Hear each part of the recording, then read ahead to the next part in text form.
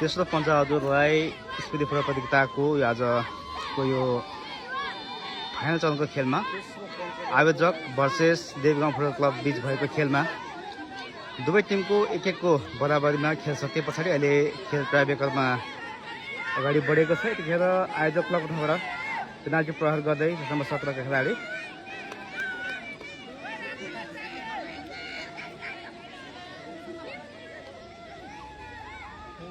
आयोजकको तर्फबाट प्रहार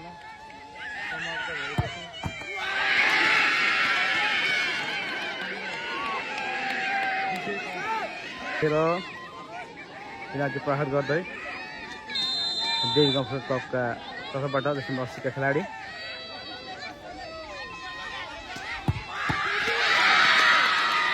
गोल परिणत भएको छ। नम्बर 10 का तर्फबाट आयोजक टिमको खेलाडी पेनाल्टी प्रहार गर्दै अहिलेसम्म दुवै टिमको एक गोल भएको छ। एकदमै सुपर गोल गर्दै देवीगाउँ फुटबल क्लबका खेलाडी नम्बर 30 का सुपर गोल अहिलेसम्म दुवै तर्फको 2-2 गोल भइसकेको छ।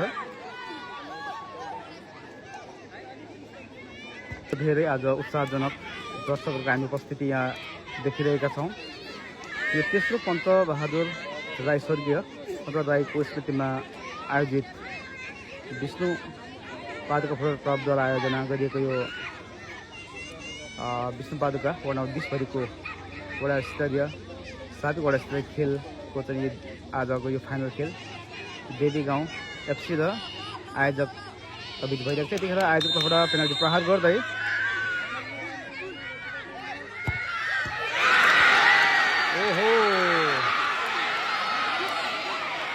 गोल बाहिरिएको छ। यतिखेर देवीगाउँका समर्थकहरू निकै उत्साहित भएको हामीले देखिरहेका छौँ।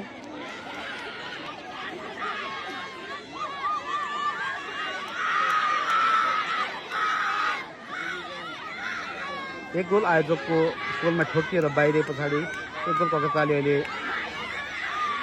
गाडी छ। ओहो पुनः फेरि देवीगाउँको पनि गोल बाहिरिएको छ। यतिखेर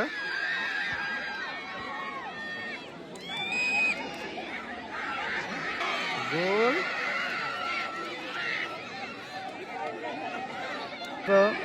देवीगाउँ एफसी का खेलाडी प्रहार गर्दै ओहो आयोजकको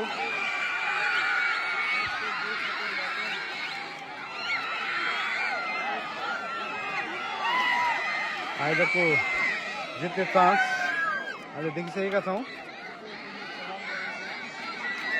गोलरक्षकले एउटा बल सेभ गरिसक्नु भएको छ।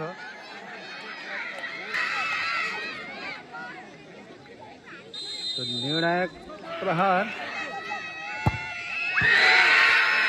योसँगै तेस्रो पञ्चबहादुर राई स्मृति प्रतियोगिताको फाइनल संस्करणमा आयोजक बीले जित्न सफल भएको छ।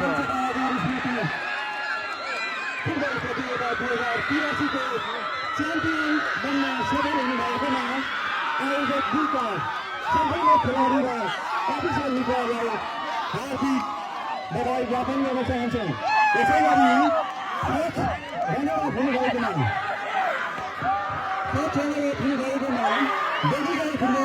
क्लबका केन्द्रीय खेलाडी साथीहरू लगायत अफिसियल मिडियाहरूलाई पनि हार्दिक बधाई ज्ञापन गर्न चाहन्छौँ।